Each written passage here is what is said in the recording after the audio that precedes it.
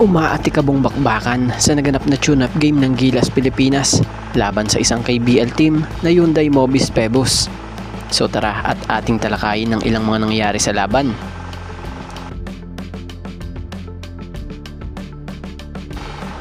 So sa naganap na tune-up game ng Gilas Pilipinas kontra sa isang KBL team na Hyundai Mobis Pebos ay nakuha ng Gilas Pilipinas ang panalo sa final score na 81-76. Batay na nga rin yan sa naging update din ng fast break. So credit po and thank you. So para sa atin at opinion natin dito, maganda na nagkaroon ng ganitong tune-up game ang Gilas Pilipinas bago nga sumabak sa FIBA World Cup Asian Qualifiers sa Window 4. Dahil dagdag momentum ang mga tulad nitong panalong game na ito kahit pa ito'y tune-up game lamang. Bukod pa doon pangtanggal kalawang din ito. Dahil iba kasi yung nakakapaglaro kayo ng may kalaban talaga kumpara sa kayo-kayo lang na nag-e-ensayo, 'di ba? So good sa ito. So batay pa sa ibang balita rito, nangyari pala ang tune-up game sa SMC facility.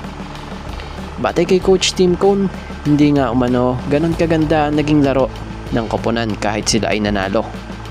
So bukod dyan, marami pa nga rin umanong dapat pang ayusin at pagbutihin habang naghahanda sila para sa paparating na FIBA World Cup Asian Qualifiers sa Window 4. So sa mga magtatanong kung sino nga ba ang bumida sa naging laro ng Gilas Pilipinas sa kanilang pagkakapanalo kontra dito sa Hyundai Mobis Pebos, so batay sa ating pananaliksik, walang opisyal na detalye o detalyadong estatistika o individual na pangalan ng mga manlalaro ang inilabas ng media kung sino ang partikular na bumida o nanguna sa panalong ito ng Gilas Pilipinas. So ayon sa naging pahayag nga ni Coach Tim Cone, kahit nanalo sila, hindi maganda ang naging kabuoang laro ng koponan at marami pa silang kailangang ayusin at pagbutihin.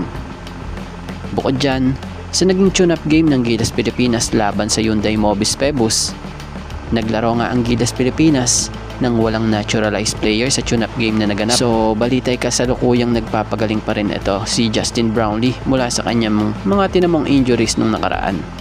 At di umano'y nananatili pa rin sa US, sa San Diego, California, si JB habang nagpapahinga. So kahit wala si JB sa naging tune-up game, nagwagi pa nga rin ang Gilas Pilipinas sa naturang tune-up game sa score na 81-76.